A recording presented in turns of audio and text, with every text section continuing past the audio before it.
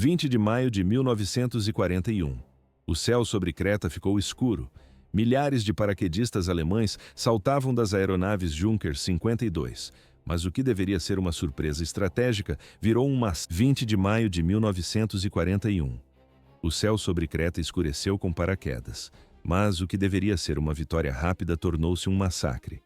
Em poucas horas, milhares de homens foram eliminados. No batalhão de Maleme, os números eram brutais. Dos 600 combatentes originais, 400 desapareceram antes do fim do primeiro dia. Creta tornou-se a maior operação aerotransportada da história. Os alemães venceram, mas o custo foi insustentável. Dos 22 mil paraquedistas enviados, 6.500 foram mortos, feridos ou dados como desaparecidos. Mais da metade dessas perdas ocorreu nas primeiras 24 horas. Foi uma vitória que destruiu os vencedores, julho de 1941. O general Kurt Student, arquiteto da invasão de Creta, chegou ao quartel-general do Führer. O local era a Toca do Lobo, um complexo de bunkers escondido nas florestas da Prússia Oriental. No quadro, paredes de concreto bruto, iluminação fraca e corredores estreitos. Sentia-se o cheiro de umidade e óleo de máquina. Hitler condecorou Student com a Cruz de Cavaleiro. Depois, convidou o general para um café. Era uma honra reservada a poucos oficiais do círculo íntimo. Mas, após o café, veio o veredito. O Führer foi direto. Ele declarou que a era dos paraquedistas havia terminado. Por que encerrar as operações aéreas? Hitler acreditava que o fator surpresa tinha acabado. O inimigo aprendeu a repelir ataques vindos do céu. A partir daquele momento, os paraquedistas lutariam apenas como infantaria comum. As quedas em massa foram proibidas. O homem que criou as forças aerotransportadas alemãs do zero ouviu tudo em silêncio. No vídeo, nota-se a postura rígida de Student. Não havia espaço para contestar as ordens de Hitler. Mas o marechal do Reich, Hermann Göring, discordava da decisão. Seus diabos verdes eram sua maior fonte de orgulho pessoal. Se eles estavam proibidos de saltar, deveriam ao menos possuir armas superiores a qualquer outra unidade. Ele queria algo exclusivo. Dezembro de 1941. A Luftwaffe enviou uma requisição técnica à administração de armas do Exército. O pedido era para o desenvolvimento de um novo fuzil automático de elite. A resposta foi um insulto burocrático. O Exército afirmou que a Luftwaffe deveria usar o equipamento padrão já existente. Isso era apenas o começo de uma disputa interna. O projeto não seria interrompido por ordens do Exército. Göring decidiu seguir um caminho próprio e secreto. Não havia margem para recuar. A resposta foi curta. O projeto era considerado frívolo e tecnicamente impossível. Os oficiais do Exército recusaram a participação. Eles já tinham um plano próprio, um cartucho intermediário, uma arma compacta e produção em massa. Esse projeto se tornaria o fuzil de assalto STG-44. Por que a Luftwaffe exigia um cartucho de tamanho real em uma arma leve? As leis da física não permitiam, mas o general Göring tinha um trunfo. Ele controlava o conglomerado Rheinmetall-Borsig. Isso permitia que ele desse ordens diretas, ignorando toda a burocracia do exército. Na prática, Göring estava vendendo armas para si mesmo e lucrando alto com isso. À primeira vista, uma negociação técnica, mas na prática, um esquema de corrupção interna. 14 de dezembro de 1941. Nessa data, a especificação LC6 foi enviada para 6 fabricantes diferentes. As exigências pareciam uma lista de absurdos. O comprimento não poderia ultrapassar 1 metro, o tamanho de uma carabina comum. O peso deveria ser inferior a 4 quilos. A precisão precisava ser suficiente para um atirador de elite. Mas não parava por aí. A cadência de tiro deveria ser comparável à metralhadora MG-34. Exigiam também suporte para baioneta e lançamento de granadas de bocal. Tudo isso usando o cartucho pesado 7,92 por 57 milímetros. Era o mesmo calibre das metralhadoras pesadas de solo. O comando pedia o impossível. Era como exigir que um veículo tivesse a velocidade de um carro de corrida, a economia de uma moto e a capacidade de carga de um caminhão ao mesmo tempo. A lista de requisitos parecia um deboche contra as leis da balística, mas um engenheiro aceitou o desafio. Dos 6 fabricantes convocados, apenas um entregou um protótipo funcional. O nome dele era Louis Stange, da Rheinmetall-Borsig. Ele já era conhecido por realizar feitos improváveis na engenharia bélica. No quadro, desenhos técnicos que desafiavam os manuais da época. Stange cresceu em Sömmerda, uma pequena cidade na Turíngia. Aos 19 anos, ele entrou para a fábrica de armas Dreyse. Lá, seu mentor foi Louis Schmeisser. Schmeisser foi o homem que criou a MP-18, a primeira submetralhadora prática da história mundial. Stange aprendeu rápido. Nessa escola de engenharia, ele compreendeu o funcionamento profundo da automação. Ele aprendeu a regra de ouro. O mecanismo não deve apenas disparar, ele deve funcionar de forma confiável sob qualquer condição. Ouve-se o som metálico de um ferrolho sendo testado. Stange sabia que o exército estava errado e ele tinha o projeto para provar. Não havia caminho de volta. 1930. Louis Stange desenhou a MG-34. Foi a primeira metralhadora universal do mundo. Ela funcionava em um bipé, em reparos fixos ou em torres de blindados. Agora, o desafio era maior. Stange recebeu uma tarefa considerada impossível pelos generais. Como ele resolveu o problema? Ele olhou para o passado. Stange recuperou o sistema de gás da metralhadora Louis da Primeira Guerra Mundial. Ele pegou uma mecânica antiga e a reconstruiu do zero. O novo projeto incluía um pistão de gás de curso longo, um ferrolho rotativo com 2 ressaltos de travamento e uma mola de retorno em espiral. Era engenharia comprovada dentro de uma carcaça futurista. A inovação principal foi o layout linear. O cano, o grupo do ferrolho e a coronha foram alinhados no mesmo eixo. O recuo da arma ia direto para o ombro do soldado. Isso impedia que o cano subisse durante as rajadas. Hoje, esse desenho é o padrão em qualquer fuzil moderno. Em 1942, era uma revolução absoluta. Mas o verdadeiro milagre técnico estava no funcionamento duplo do ferrolho. No modo semiautomático, o ferrolho ficava fechado. Isso garantia precisão máxima no primeiro disparo. No modo automático, o ferrolho operava aberto. Isso permitia que o ar circulasse e resfriasse o cano entre as sequências de tiros. Nenhum outro fuzil no mundo fez isso antes. Nenhum fez depois. Na prática, era o equivalente a um motor que aceita gasolina e diesel ao mesmo tempo, mudando o ciclo em pleno movimento. O carregador era inserido na horizontal, pelo lado esquerdo. À primeira vista, parecia um erro de design, mas na prática, era uma vantagem tática. Essa configuração permitia que o atirador ficasse mais colado ao chão do que com qualquer outra arma da época. Para um paraquedista saltando sob fogo inimigo, cada centímetro de exposição era a diferença entre a vida e a morte. Meados de 1942. O protótipo chegou ao campo de testes de Tarnowitz. Os oficiais observaram os disparos. O impossível tinha ganhado forma física. A arma recebeu a designação oficial, FG-42. A obra-prima estava pronta, mas restava uma dúvida fatal. A Alemanha conseguiria fabricar essa arma em larga escala? A perfeição técnica tinha um custo, e a conta final provou ser proibitiva para um país em guerra. O design original de Louis Stange exigia aço cromo-níquel. Essa era uma liga estratégica usada estritamente na blindagem de tanques e em motores de aeronaves de combate. Em 1943, cada quilograma desse metal valia tanto quanto o ouro. A Rheinmetall estava sobrecarregada com pedidos de armamento pesado. A produção da FG-42 foi transferida para a Krieghoff, na cidade de Suhl. Antes da guerra, essa empresa fabricava rifles de caça exclusivos para a aristocracia alemã. Eles sabiam trabalhar com precisão de joalheiro, mas não sabiam produzir rápido ou barato. Por que o custo era tão alto? A fabricação exigia um receptor fresado do zero. Havia dezenas de peças pequenas com tolerâncias mínimas. O ajuste de cada arma era feito manualmente. Um único exemplar da FG-42 custava ao Tesouro várias vezes mais que o fuzil de assalto STG-44. Enquanto isso, 2 braços das Forças Armadas do Reich travavam sua própria guerra interna. Esse conflito nada tinha a ver com a linha de frente. O exército controlava a distribuição de matérias-primas fundamentais. A Luftwaffe dependia desses suprimentos para seus projetos especiais. Cada tonelada de liga de aço destinada ao projeto de Hermann Göring era uma tonelada retirada dos programas do exército. Os generais de infantaria não tinham intenção de ajudar seu concorrente direto.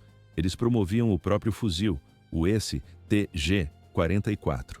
Era uma arma que qualquer fábrica com prensas hidráulicas poderia produzir em massa. No quadro visual, soldados alemães morrem de frio e fome nas ruínas de Stalingrado. Enquanto isso, em escritórios aquecidos em Berlim, burocratas dividem recursos e sabotam projetos rivais. O exército bloqueava o acesso aos metais, a força aérea tentava contornar as ordens. A produção da FG-42 tornou-se um jogo político de alto risco. Não havia margem para erro. Assim, o fuzil mais avançado da época tornou-se uma joia cara demais para a guerra total. Dois projetos rivais lutando pelo controle. A sabotagem era constante. O conceito do novo fuzil já nasceu com uma falha de compromisso. A Luftwaffe exigia o uso de cartuchos de tamanho real para garantir alcance e poder de perfuração. Mas essa escolha técnica teve um preço alto. O cartucho potente transformou um rifle leve em uma fera impossível de controlar no modo automático. 20 tiros. Esse era o limite do carregador. No fogo automático, a munição acabava em poucos segundos. O recuo era violento demais. Durante o combate, os tripés de apoio entortavam sob a carga da pressão.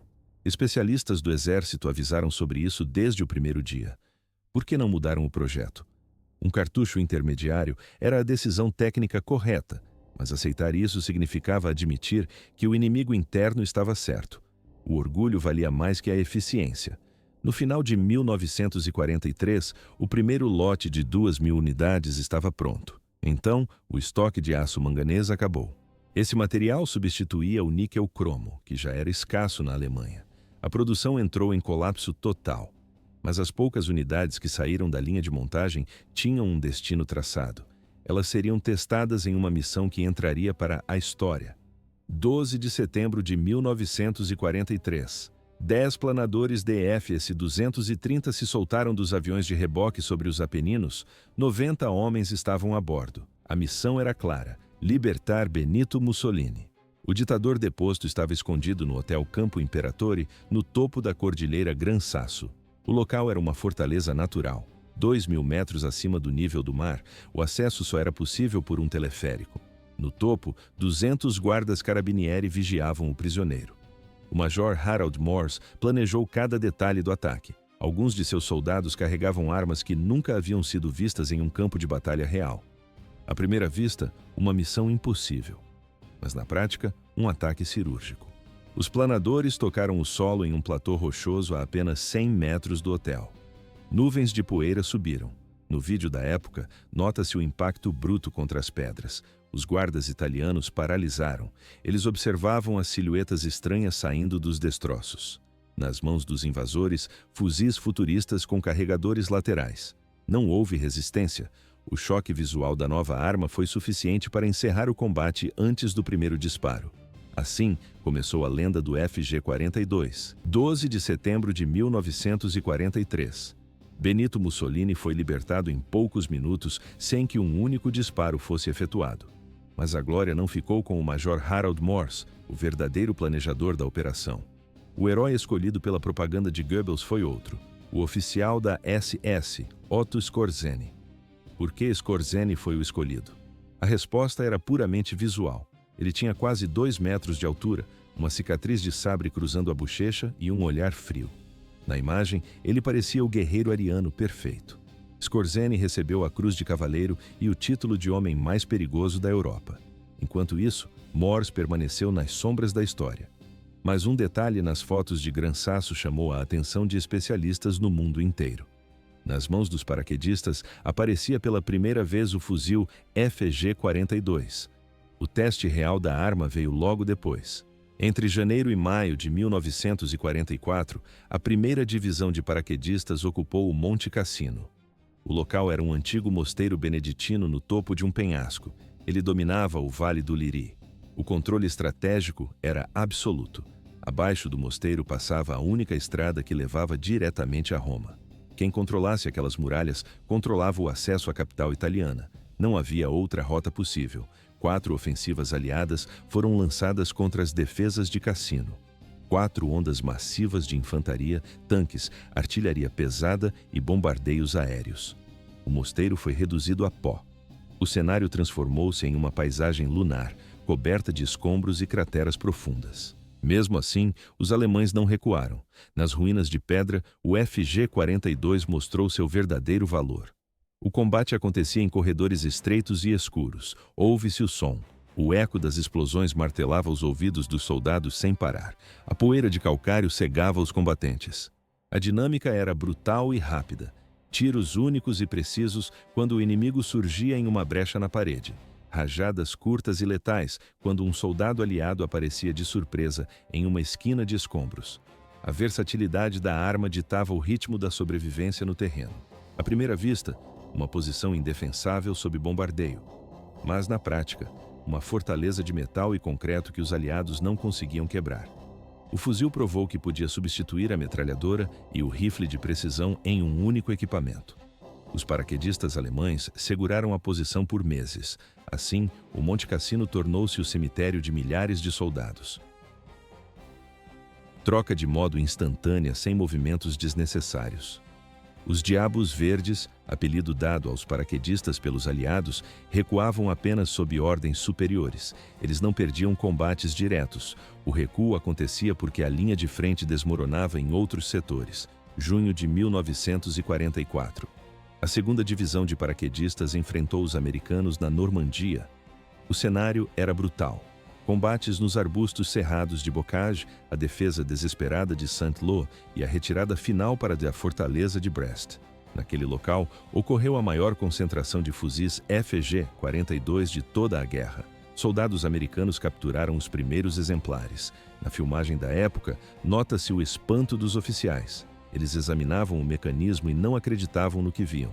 Os Estados Unidos nunca tinham projetado nada similar. 7.000 unidades. Esse foi o total de fuzis FG-42 fabricados durante toda a guerra. É preciso repetir esse número para entender a escala real. Apenas 7.000. Para comparação, a indústria alemã produziu mais de 14 milhões de carabinas Mauser. Foram 400.000 unidades do fuzil de assalto STG-44. Os americanos fabricaram mais de 5 milhões de fuzis M1 Garand.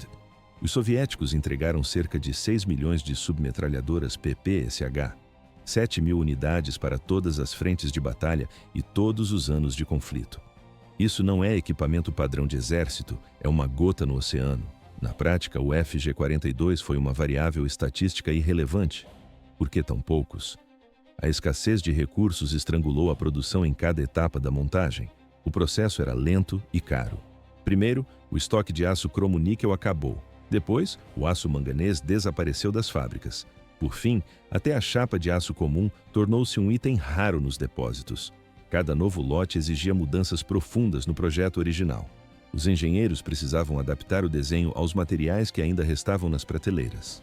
Enquanto isso, o fuzil STG-44 do Exército ganhava prioridade total nas linhas de montagem.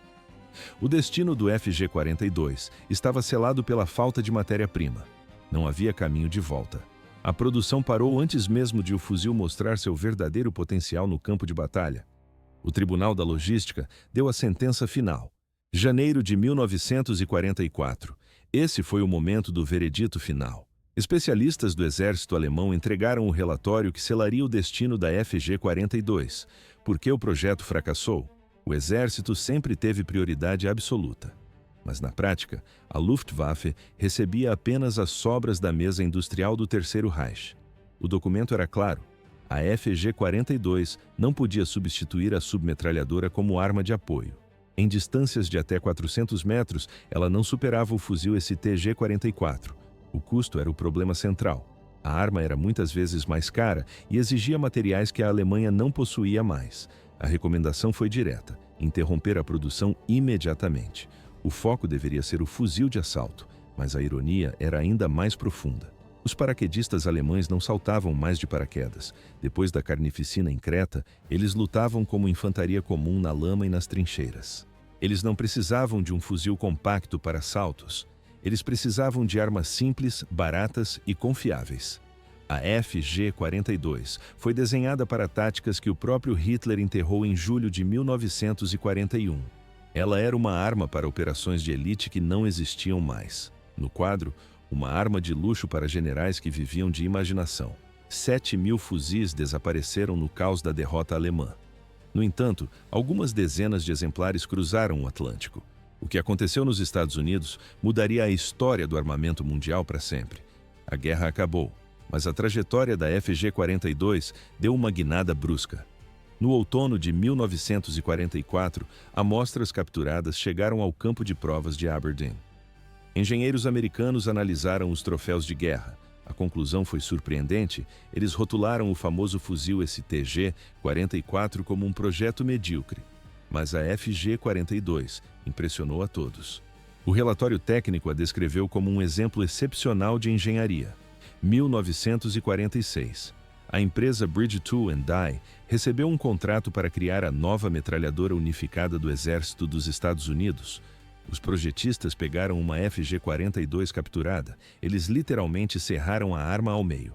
Depois, soldaram nela o mecanismo de alimentação da metralhadora alemã MG-42. Surgiu um híbrido estranho, um monstro de Frankenstein feito de dois sistemas inimigos, e ele funcionava perfeitamente. Esse foi o primeiro protótipo da M60. 10 anos depois, ela se tornaria a famosa PIG, a ferramenta de trabalho no Vietnã, a arma presente em 1000 filmes de guerra. O DNA dessa metralhadora veio de um fuzil feito para homens que foram proibidos de saltar. O sistema de gás com ferrolho rotativo, a coronha em linha reta, a silhueta geral. Na filmagem, nota-se, a estrutura é a mesma da FG-42. Soldados americanos nas selvas do Mekong disparavam armas com o sangue dos paraquedistas alemães. Hoje, restam menos de 100 exemplares originais no planeta. Cerca de 50 estão registrados nos Estados Unidos. O preço em leilões é absurdo, entre 250 mil e 350 mil dólares. É mais caro que um carro de luxo, é mais caro que um apartamento em uma grande metrópole. E o que aconteceu com Louis Stange, o criador da obra-prima? O tribunal aliado o julgou após a guerra. Ele recebeu uma sentença de 2 anos e meio de prisão. Após a liberdade, ele se mudou para a pequena cidade de Hasleben. Ele abriu uma mercearia. O homem que projetou uma das armas mais sofisticadas da história passou o resto dos dias vendendo temperos e mantimentos. Ele morreu em 1971, quase no esquecimento. Hoje, seus fuzis valem fortunas, mas ele não recebeu nada. A guerra não é uma competição entre engenheiros.